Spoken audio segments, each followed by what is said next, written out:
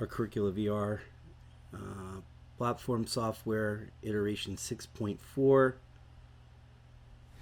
I'm just going to take us through it just with the instructor application. Not necessarily worried about the headset right now. So just looking through everything here, I'll take it from the top. Fire Hazmat VR, Fire Rescue VR, Incident Command VR. We're just going to focus on these two today. Incident Command VR will be built out in the spring and summer of 2023. Okay, so Fire Hazmat VR. I have gone and taken this through with the headset through each of these. I'm making a note here on this hazardous materials course. Odor of gas at the manhole cover. I can actually go ahead and go into FreeCam to show this. When we get to this manhole cover and we're checking for H2S, again, I've expressed this in the previous list of notes to PreviewLabs with regard to making this fix. When using the generic 4-gas meter and then putting the probe into any of these holes or really anywhere, breaking the surface of this, I'm only getting readings of 1, 2, and maybe on rare occasion 3% H2S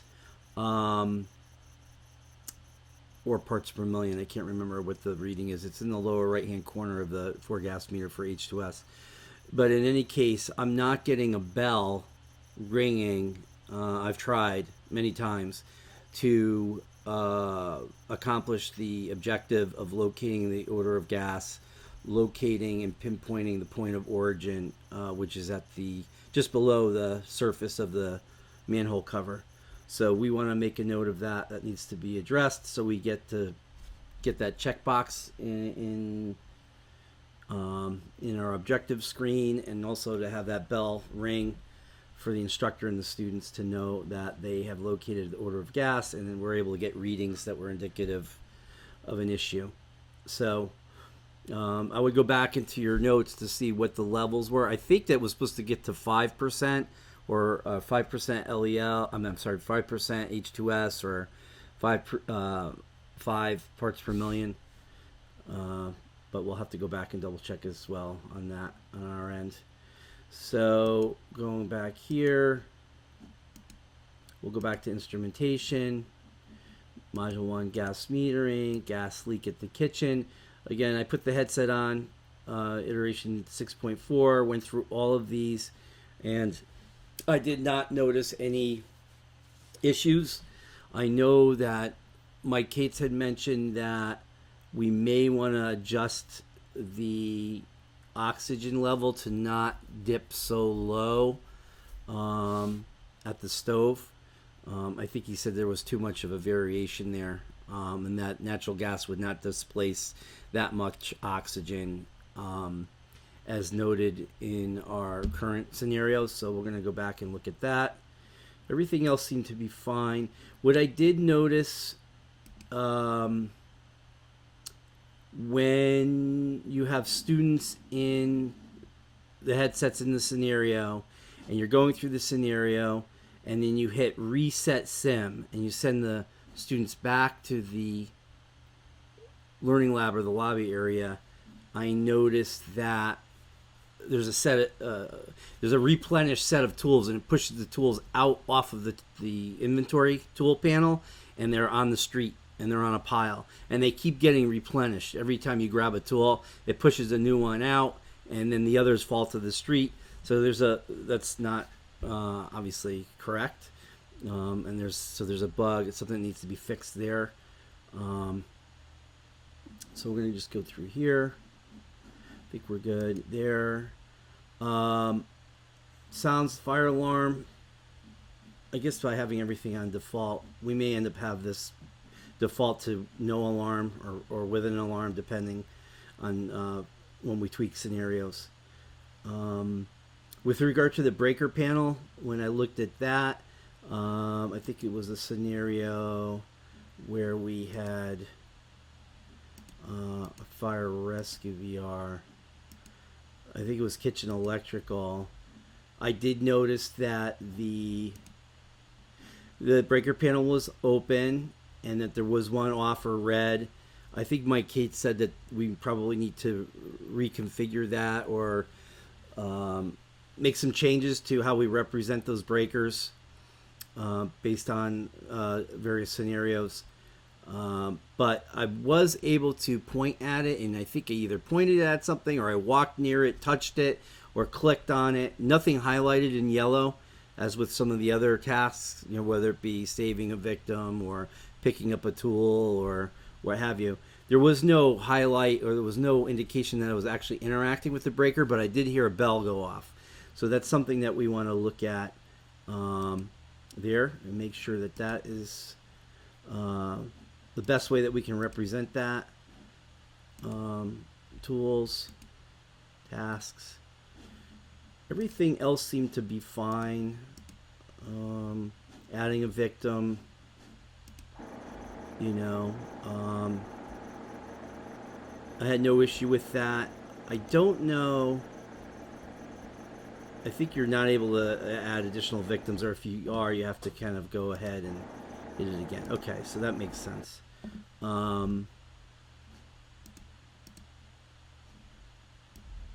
I love the fact that we can now see what tasks have been accomplished, as we're marking them off. Actually, I guess we have to configure this and confirm it before we get going. Let's just try something here. So I'm going to confirm this, start the scenario, go to this mode. Okay, now these are highlightable. Right. Anything that relates to what would be manually, obviously those have to. So, okay. This is great. I love the fact that when you wrap up your scenario now, like I said, these real-time stats, that's huge. And I think that's really going to resonate with our customers. So I think in the near future, we need to figure out how to output this data, how to aggregate these results and then output them to a learning management system, either Canvas or Blackboard, etc. SCORM compliant type data. So that's great there. I'm going to hit reset sim. There are no students, but we'll go ahead and look. Firefighting, structural fire, let's say heavy fire and smoke. It's great now. Hell Smoke is now working. I know on the rough preview build, for some reason this got disconnected. So that was great to see that, and it seems to be working properly. As far as the headset, we're still getting some sputtering in the headset, even with a single user. So adding multiple users, drawing down additional bandwidth via Wi-Fi. If you're all on the same Wi-Fi network, we're going to need to work on compression routines. In iteration 7, we're going to need to make the software perform more efficiently, effectively. Anything to do with Hell Smoke, that's going to be our focus. Paring that back, coming up with ways that we can generate fire and smoke animations and not have it be so taxing on the CPU or GPU. And that was something else that we needed to talk about, is maybe finding a way to balance it on the software, balance CPU versus GPU usage. Right now it seems to be skewed almost exclusively to CPU, putting that load on the CPU to process fire and smoke behavior. So we want to talk about that. I think we're going to need to look at this. I'm not well versed in this enough to know whether this is an accurate representation of how this should be organized and visualized here on the left panel as it relates to the gas. I noticed since we have the front door, I've been struggling with closing the front door in certain instances. I don't know if that's because of, if in a particular scenario, if it's in a fully open state that you just can't close the door. I don't know if that's you know, part of the deal. But that is something that I've always struggled with on the build in Unity. I had no problem in the past with Unreal Engine and opening and closing doors. I mean, it was always a little frustrating, but for some reason, you know, the door is on its hinges. It seems to be working properly. That's something else that we need to look at, right? I think we've mentioned that several times. Getting the bedroom doors back on the hinges, that's going to be a big deal. That's also going to affect ventilation, right? How we're allowing oxygen to feed those rooms. That's going to affect the fire and smoke behavior. Obscuration, we need to focus on that. You know, right now we have just the animated puffs of smoke all around, and it gets better as you get deeper into the scenario and more fire and more smoke. But we need to really work on that haziness building up first on different levels, and then that slowly darkening down from the ceiling down. It could just be a haze. It could be just a gradient, and then we have some of the other animated, you know, puffs of smoke in the background. Maybe the two intermingle, but I think using gradients is a way to kind of show that, you know, haze, different stages of haziness, and then getting darker and darker, and then eventually blacking out completely, which then points to haptics and looking to see what we can do and when we can incorporate haptics to allow the firefighters to feel their way around with the controllers, and getting different types of haptic feedback depending on whether it's a hard surface, inanimate object, or, you know, a living, breathing, organic object like a household pet or a human, that type of thing. So I don't know that I have anything else to really talk about at the moment. I do know that in Fire Rescue VR, again, this was something that I asked to be changed, but it hasn't been addressed. If you go into to confirm, and we start the scenario, actually I need to reset that. So we go here, we confirm, enable free cam. You'll see this is Fire Rescue VR scenario, and then for some reason it goes from this video to a Fire Hazmat VR logo. That needs to be changed. It needs to be changed to Fire Rescue VR logo. Okay.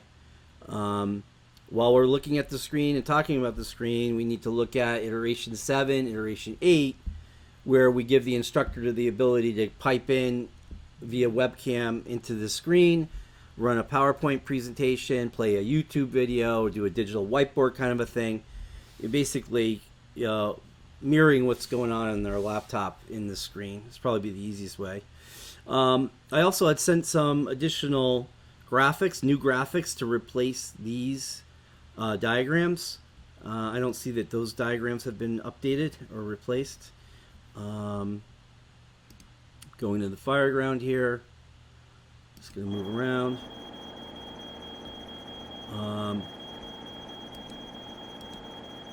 Just going to lower this a little bit.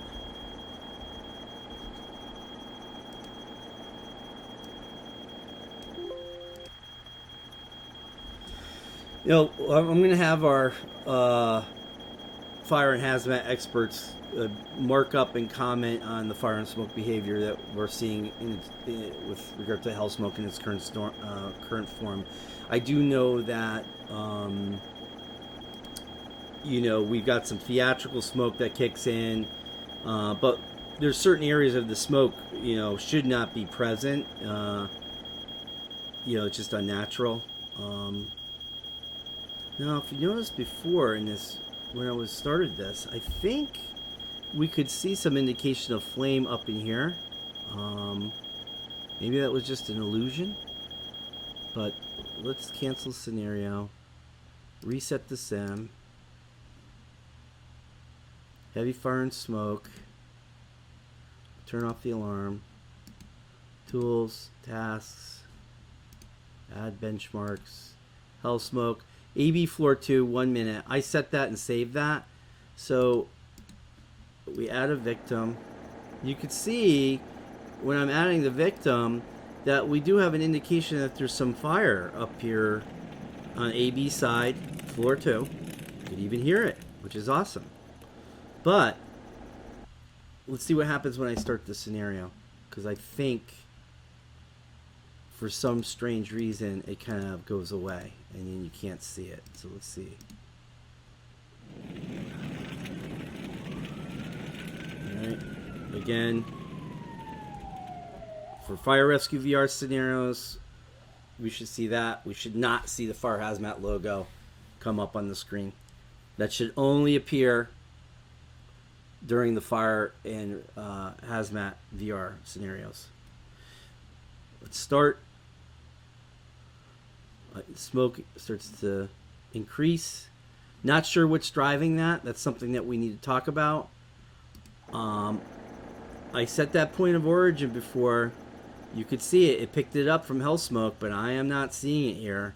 So it looks like it's doing its thing. There's temperature here. I don't know what's going on.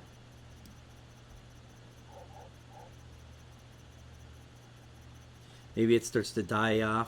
I don't know.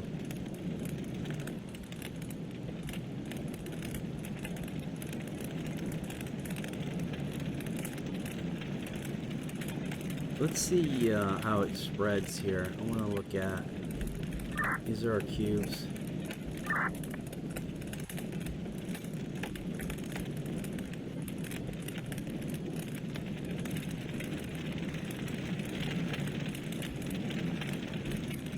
I think we will have to find a way to get the cell sizes to be smaller.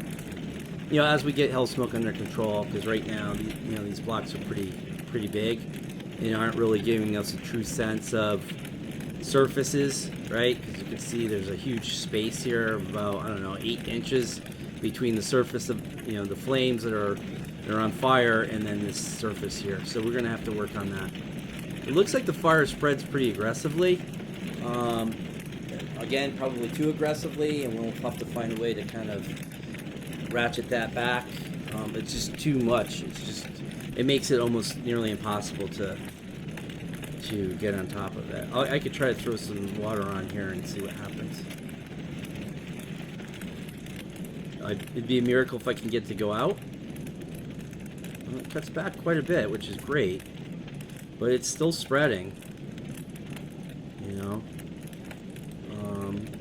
One of the points that came up when I was going over things with Mike Cates, our Boston firefighter, he had asked, in the tuning system, we talk about flow rates of the nozzle, water flow rates and that, and I didn't know if it was an arbitrary number or if it was based on gallons per minute, what happened, that type of thing. I doubt very much it's gallons per minute, because it's just I think it's like single digit settings, but that is something that we're going to want to look more closely at least have flow rates be set and be adjustable based on real world units, whether it be gallons per minute or what have you, and pressure. So backing out of this, was unable to get that. I think I've tried these, I haven't had any issues. One thing I didn't notice is I had asked for the ability to not only delete cubes but put cubes back, and be thinking about and discussing how we can have an environment and a structure be populated by cells, but they're just be non-visible or inactive, and then you could activate them selectively and then save health smoke. Because right now, in order for me to control the path of the fire, I have to actually start with all the cubes on and then manually go in and delete everything cube by cube and save as I go, and then it's only for this install of the software. If I want to save that or pre-save those health smoke settings with our other customers. There's no real way for me to do that other than locating the JSON file, going in and trying to drag those out, save them, email them, and then instruct the customers where in their folder structure to put those files. So I know it works, but it's just a hassle.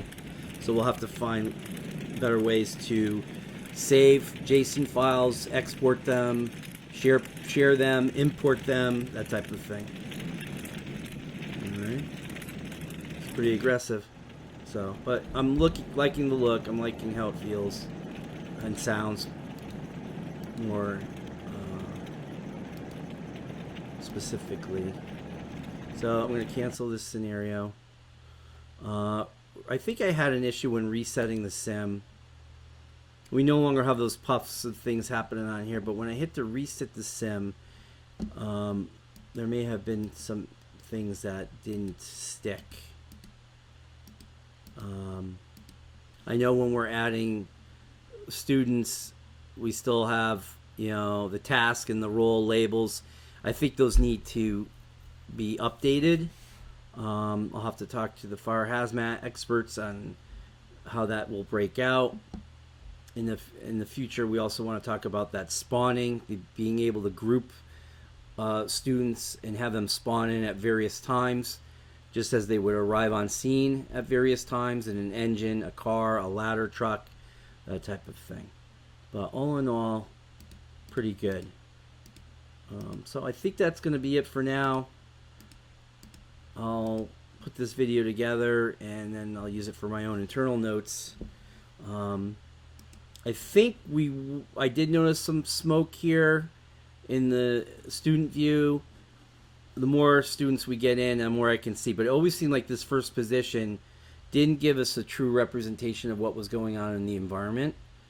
It wasn't in keeping with the other students' view. So if there was more fire and smoke in students 2 through 5, for whatever reason, that first slot was either not showing any smoke or showing a lot of fire or less smoke than the other students were seeing, and I'm not really sure why that is. So that's something that we need to discuss as well. I didn't go ahead and check the radio communications. It has worked in previous versions, so I didn't touch that. But no, all in all, I think we are good. So we are going to wrap this video up and put it together, and I'll have it for my notes.